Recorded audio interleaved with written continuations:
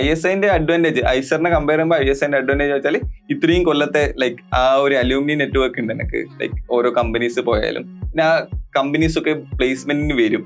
കുറെ നല്ല companies Accenture അല്ലെങ്കിൽ ലൈക്ക് ഗൂഗിള് അങ്ങനത്തെ കമ്പനീസ് ഒക്കെ വരുന്നുണ്ട്, ഹയർ ചെയ്യുന്നുണ്ട് ആൾക്കാരെ. അപ്പോ അങ്ങനത്തെ ഒരു ഇതുണ്ട് ലൈക്ക് ഐസറിനെ കാൾ.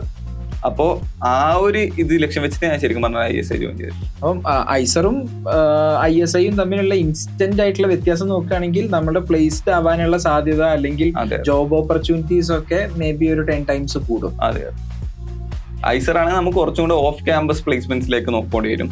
അതിന് വേറൊരു പ്രശ്നം എന്ന് വെച്ചാൽ നമുക്ക് അറിയില്ല, ലൈക്ക് നമുക്ക് പറഞ്ഞു തരാനും ആരുമില്ല. ലൈക്ക് എങ്ങനെയാണ് ഓഫ് ക്യാമ്പസ് ഉണ്ടാവുക, എങ്ങനെയാണ് അതിന്റെ പ്ലേസ്മെന്റ് പ്രോസസ് ഉണ്ടാവുക, എങ്ങനെയൊക്കെ രീതിയിൽ ആ ഇന്റർവ്യൂസ് അറ്റൻഡ് ചെയ്യാം. നമുക്ക് ആകെ പറയുന്നത് റിസർച്ച് ഇന്റർവ്യൂ അല്ലെങ്കിൽ റിസർച്ച് ആ ഒരു ഏരിയയിലേക്ക് മാത്രമാണ് നമുക്ക് കുറച്ചുകൂടെ ഫോക്കസ് ഉണ്ടാവുക.